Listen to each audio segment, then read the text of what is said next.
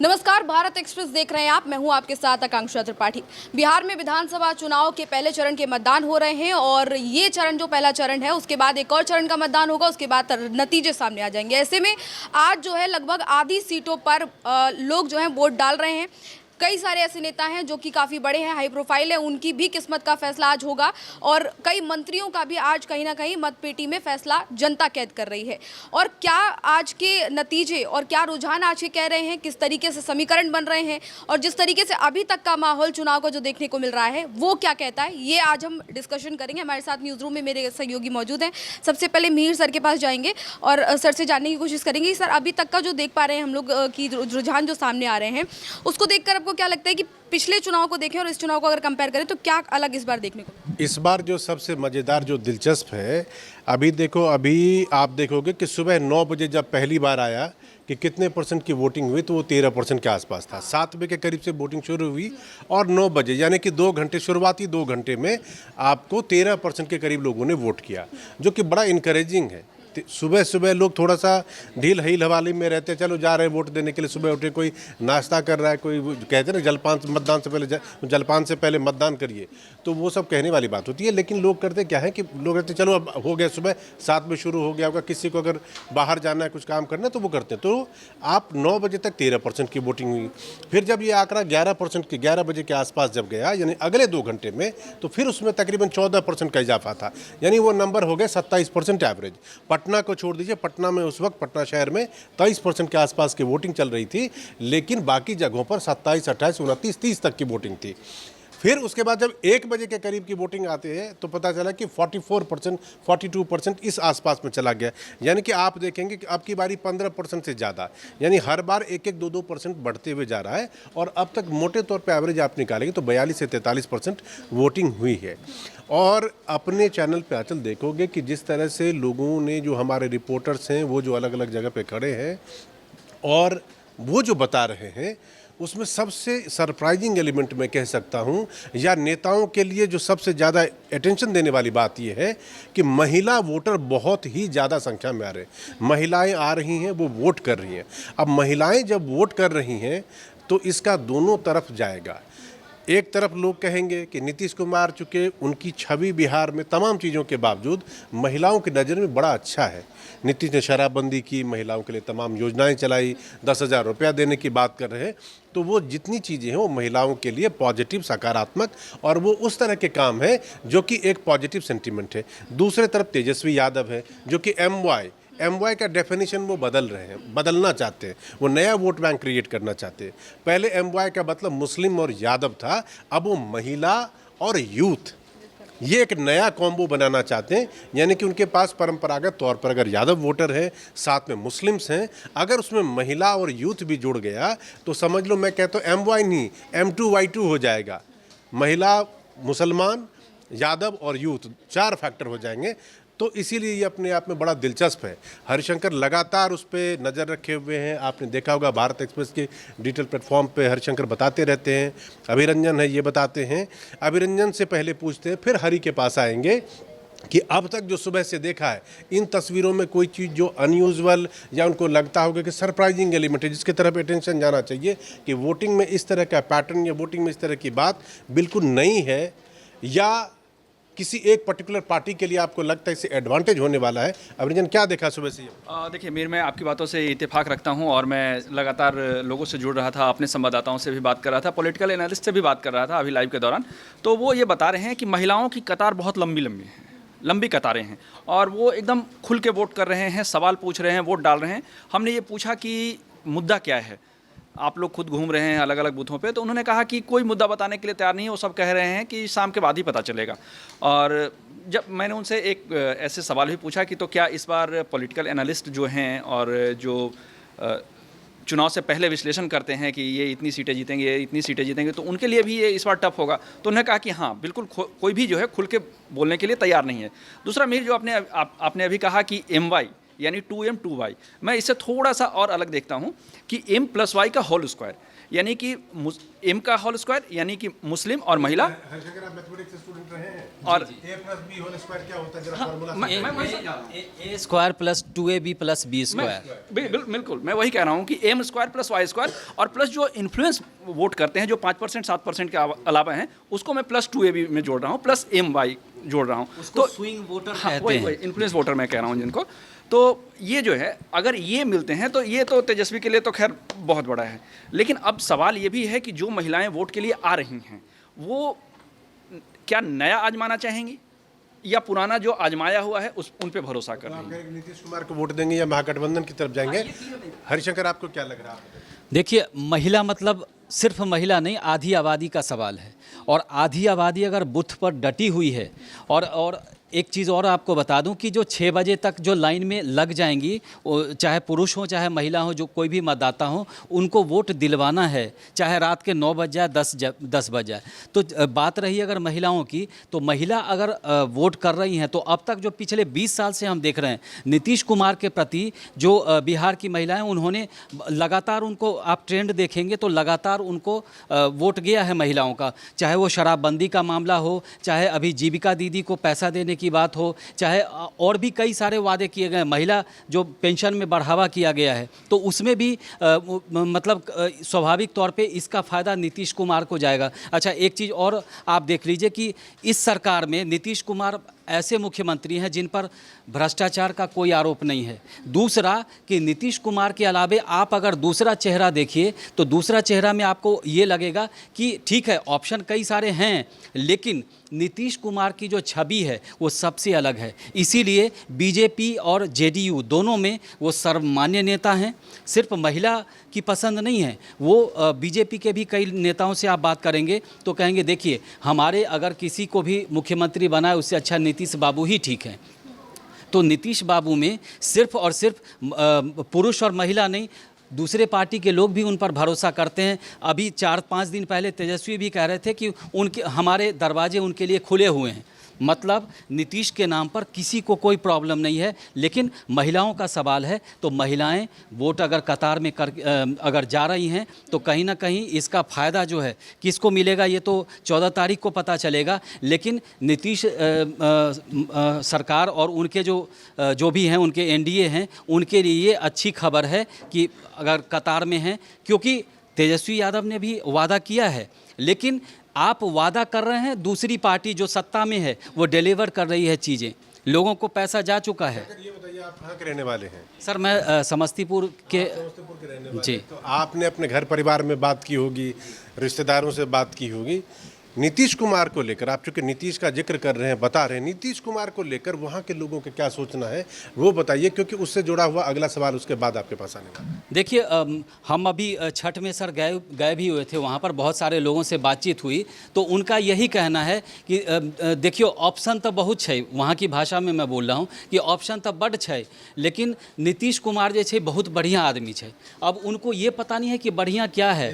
उस मैं समझाता हूँ इसका। इन्होंने कहा कि ऑप्शन तो बहुत है मगर नीतीश कुमार बहुत बढ़िया आदमी है। इसका मतलब ये हुआ कि ऑप्शन बहुत सारे हैं मगर उन सारों में नीतीश कुमार सबसे अच्छे आदमी हैं, यही है ना जी। अब ये समस्तीपुर की बात रही, जहाँ पर मेरा गांव है। मेरे फादर मुजफ्फरपुर में रहते हैं। हम छठ वहाँ हम लोगों ने मनाया, तो वहाँ लोगों से बात की तो उन्होंने कहा कि देखा, सबके तो देख ले लिए, लेकिन नीतीश कुमार जे छै एकरा से बढ़िया कोई भइए नहीं सकई।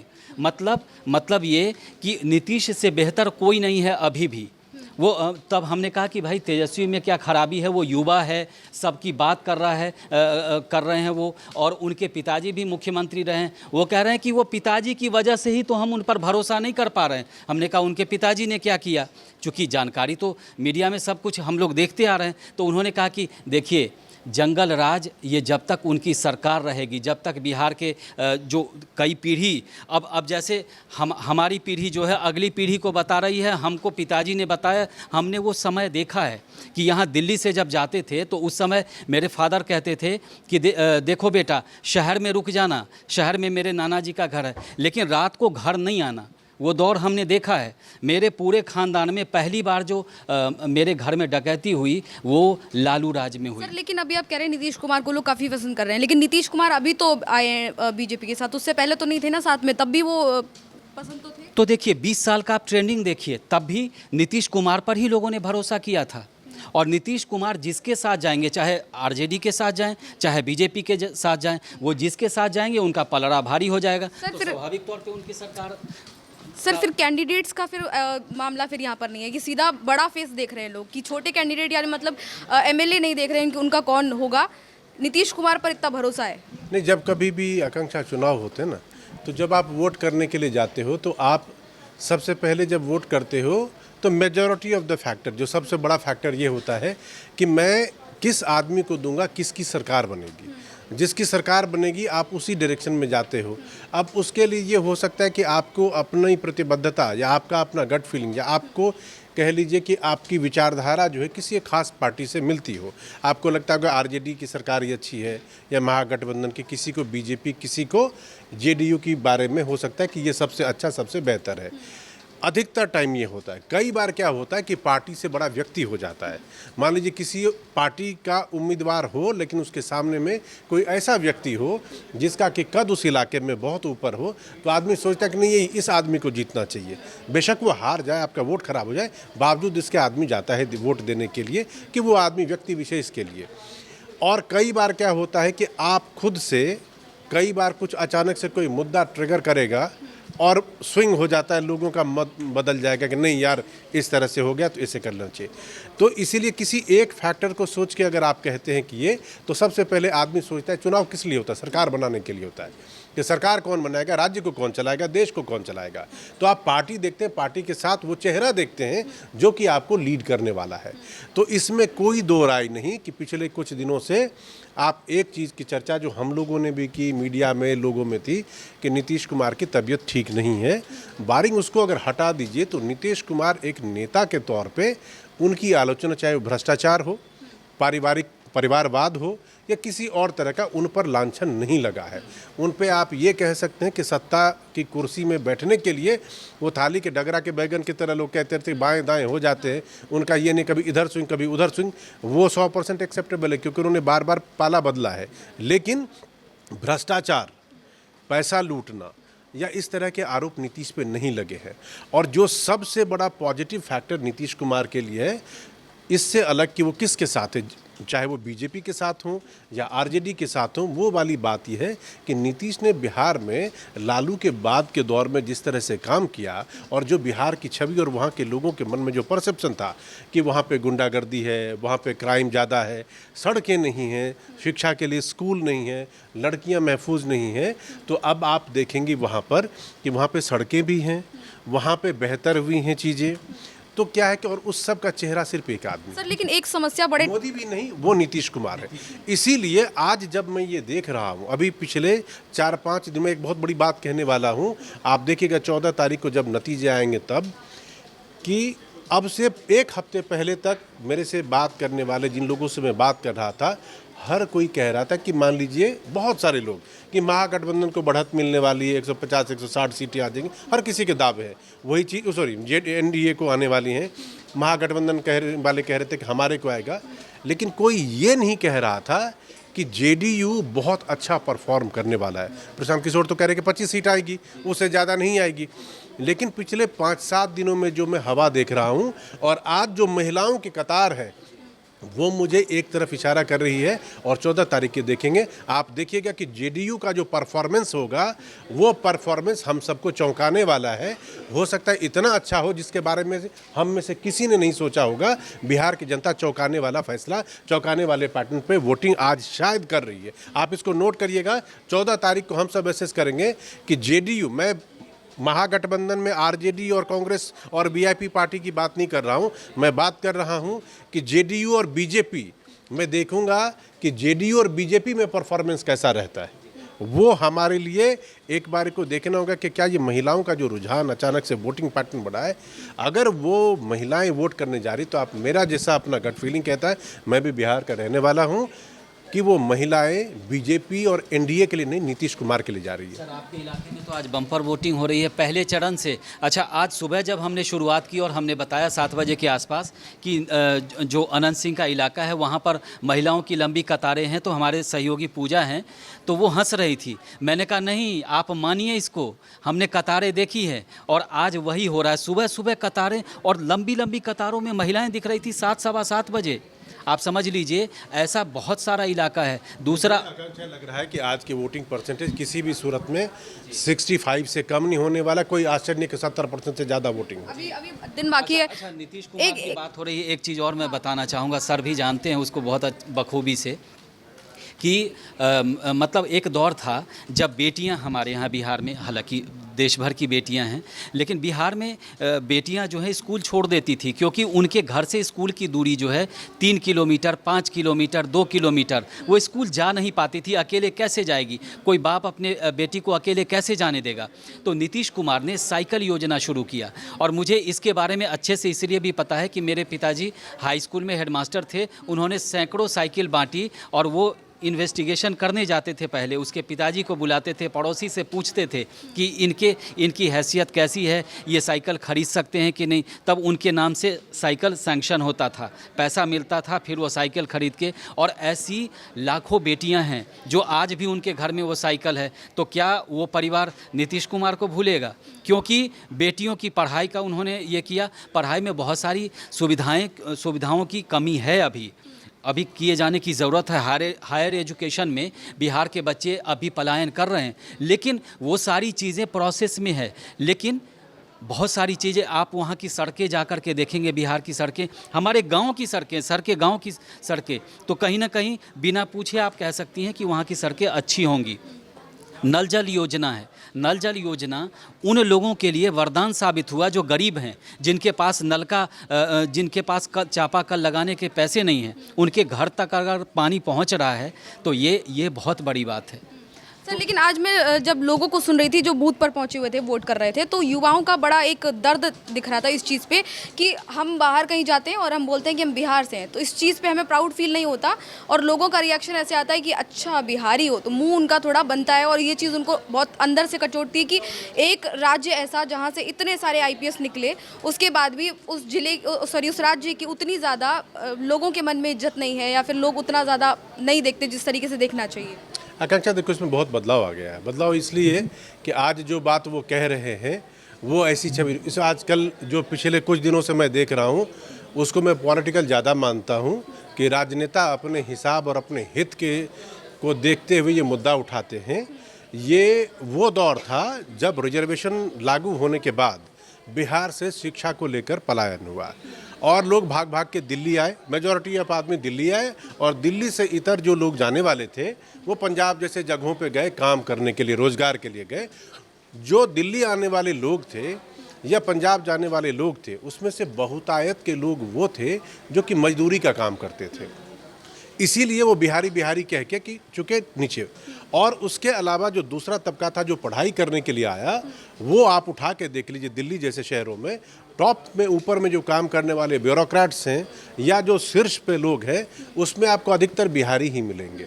तो इस तरह की फब्ती हर किसी को कहा जाता है। बाहर में आप जाओ तो इंडियन को उसी निगाह से कभी कहते थे, अब नहीं कहते, रुख बदल गया, टाइम बदला तो बहुत सारी चीज़ें बदल गई।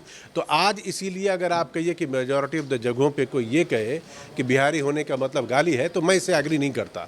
मैं दिल्ली आए हुए मुझे आज 30 साल हो गए। मैं 1995 में दिल्ली आया था, ठीक है, मेरी पढ़ाई नहीं की है। तो 30 सालों में हमने देखा है जिस टाइम पर हम यहाँ आए थे और आज के डेट में ज़मीन आसमान का फ़र्क है।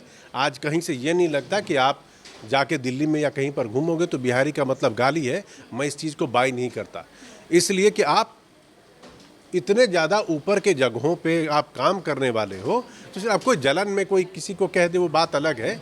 लेकिन आज के डेट में बिहारी वो परसेप्शन नहीं है जो कि 90 के दशक में हुआ करता था या दौर में हुआ करता था।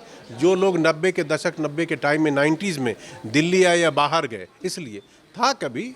हाँ, ये बात सही है कि आज भी बिहार में रोज़गार उतना ज़्यादा नहीं है, इसीलिए ऊपर के लोग तो बेहतर। भाई हिंदुस्तान के लोग अमेरिका नहीं जाते हैं क्या? जाते हैं ना, क्यों जाते हैं? क्योंकि आपको इंडिया में जो चीज़ें मिल रही हैं उससे बेहतर लिविंग कंडीशन, उससे बेहतर पैसा, उससे ज़्यादा बेहतर अपॉर्चुनिटी ज़िंदगी में एक्सेल करने का आपको जिस जगह पे मिलता है, चाहे ब्रिटेन हो, अमेरिका हो, जहाँ पर भी मिलेगा आप जाओगे। सेम वे में क्या दिल्ली में से बिहार के ही लोग आते हैं क्या? उत्तर प्रदेश के लोग नहीं आते, मध्य प्रदेश के लोग नहीं आते।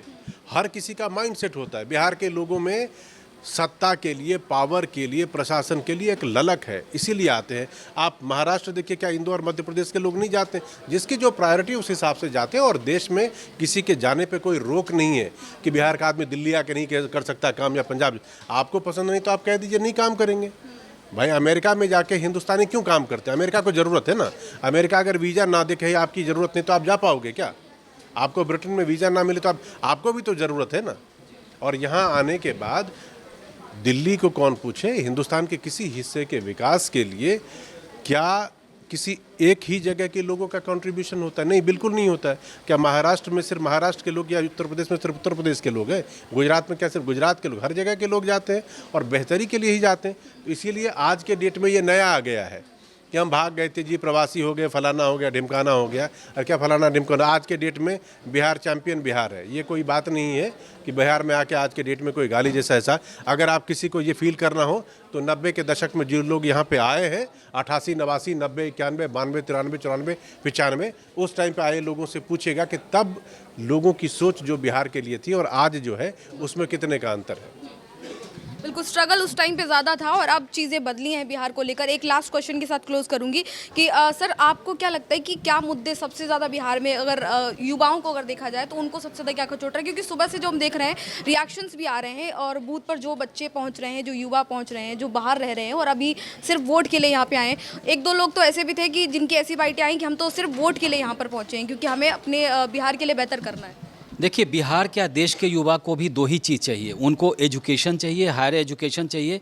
बेसिक एजुकेशन जो है बिहार का बहुत अच्छा है। आप ये देखिए, कोई बिहार से आया हुआ अगर आपको स्टूडेंट मिलता है तो उसकी अंग्रेज़ी बहुत अच्छी होगी, उसका मैथ्स बहुत अच्छा होगा। दिल्ली में के स्कूलों में कई बच्चों को मैं देखता हूँ, उनकी मैथ्स बहुत अच्छी होती है।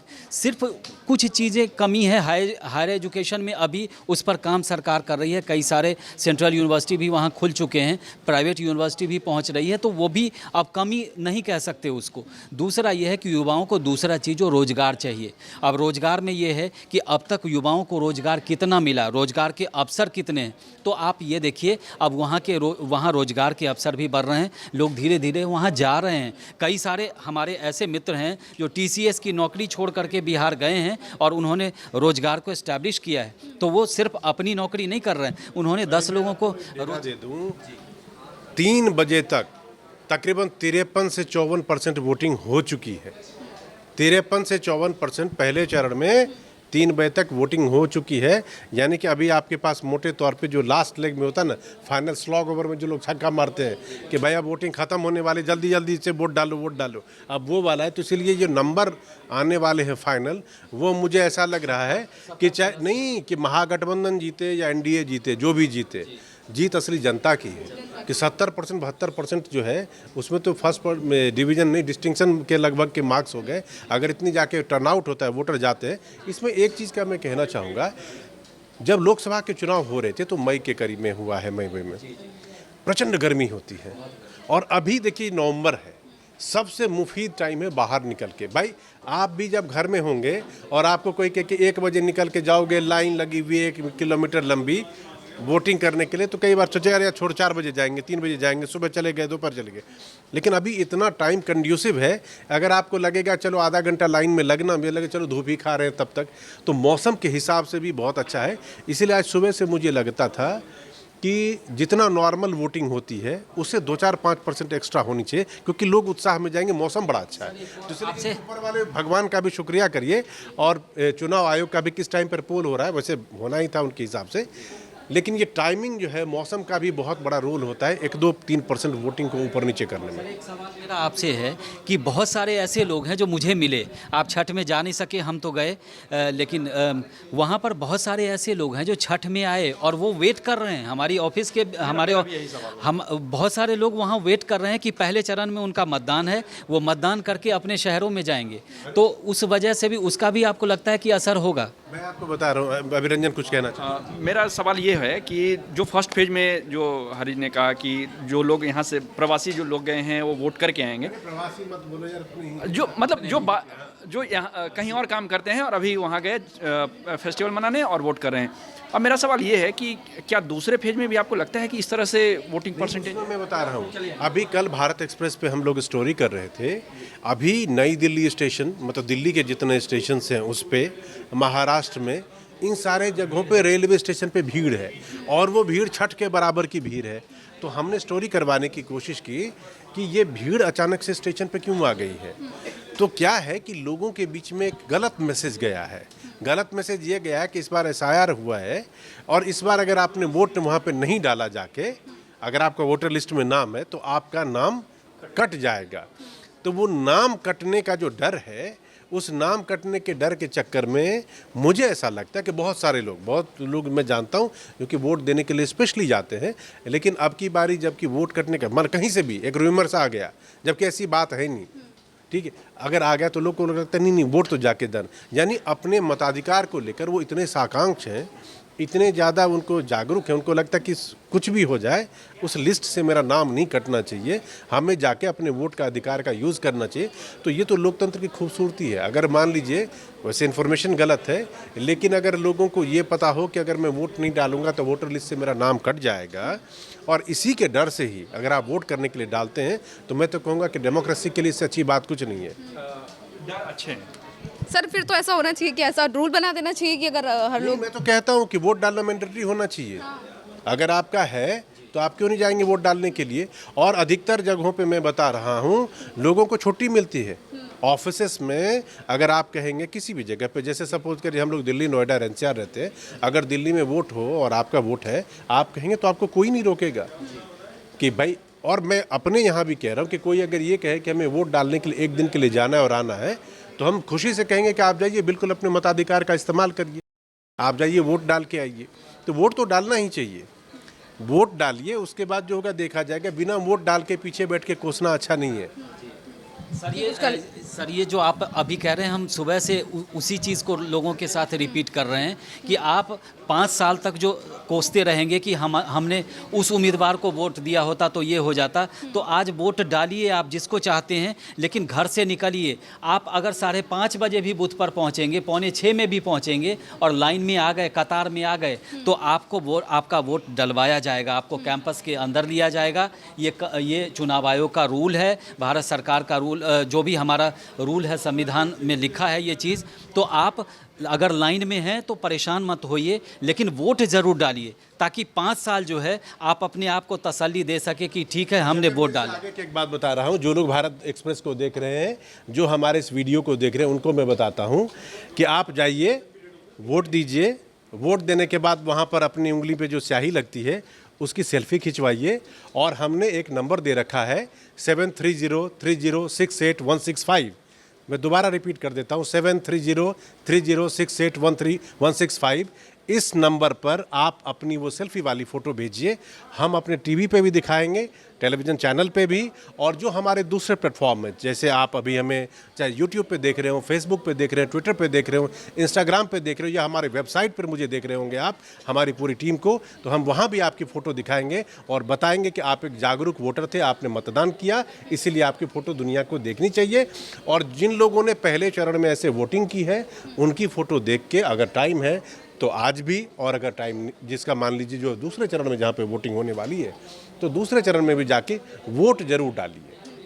तो ये भारत एक्सप्रेस की अपील भी है अपने तमाम दर्शकों से कि वोट डालना ज़रूरी है। ज़रूरी आपको कोई डंडे के जोर पे नहीं कह रहा है, हम आपसे रिक्वेस्ट कर रहे हैं कि ज़रूरी है, लोकतंत्र को मजबूत करने के लिए आपको जाके वोट डालना चाहिए और फिर अपने मुद्दों को ध्यान में रखते हुए वोट जरूर करना चाहिए। और भारत एक्सप्रेस की तरफ से लगातार सुबह से हम लोग अपील कर रहे हैं। और ये जो सर ने बताया कि आपकी सेल्फी लगाई जाएगी, ये हमारी तरफ से प्रोत्साहन के लिए ही है कि अगर आप ऐसा करते हैं तो आप बाकियों के लिए भी एग्जाम्पल बनते हैं। नंबर फिर से रिपीट कर देता हूँ, 7303068165, 730 306815। इस नंबर पे आप सेल्फी अपना भेजिए प्लीज़। ठीक है, तो फिलहाल इस बातचीत में इतना ही, और इसी तरह के तमाम और समीकरण जानने के लिए, किस तरीके से रुझान अभी तक आ रहा है वो जानने के लिए आप हमारे साथ बने रहिए भारत और एक्सप्रेस बने पर। ही नहीं रहिए, एक काम करिएगा, अगर हमारी ये बातचीत आपको पसंद आई होगी तो अगर आप YouTube पे देख रहे हैं तो हमारे चैनल को सब्सक्राइब कर लीजिए और नोटिफिकेशन के लिए उसका बेल बटन दबा दीजिए, ताकि अगली बार जब हम ऐसी चर्चा करेंगे तो आपको वो नोटिफिकेशन सबसे पहले आ जाएगा। सेम उसी तरह फेसबुक पे भी अगर कर देंगे तो हमें लगेगा कि हमने जो कुछ भी बातचीत की वो आपको पसंद आया, तो हमारा हौसला अफजाई हो जाएगी। और अगर उसके अलावा भी, चाहे ट्विटर पे आप देख रहे हैं, चाहे इंस्टाग्राम पे अगर आपने हमें देखा, हमारी टीम को, हमारे काम को देखा, तो थोड़ी सी हौसला अफजाई के लिए एक आध थोड़ी सी मेहनत करनी पड़ती है। कोई लाइक कर देता है, कोई सब्सक्राइब कर देता है, कोई फॉलो कर लेता है, तो हमें लगता है कि हम सही काम कर रहे हैं। तो छोटी सी गुजारिश है, प्लीज़ इसे कर दीजिएगा। Thank you very much. और कमेंट करके आप ये ज़रूर जताइए हमें कि आपने हमारी बात सुनी, और अगर आपको कुछ भी लगता है कि इनमें जो हमारी चर्चा थी इसमें और कुछ ऐड करना है अगली बार, तो वो भी कमेंट बॉक्स में आप उसमें जाके हमारे साथ बिल्कुल इन्वॉल्व हो सकते हैं। कोशिश करेंगे सर हम अगली बार कमेंट्स भी ले लें, है ना? अगली बार तो लाइव करेंगे तो कमेंट्स भी लेंगे, सवालों के जवाब भी देंगे। तो बहुत बहुत धन्यवाद आप सभी का जुड़ने के लिए। नमस्कार।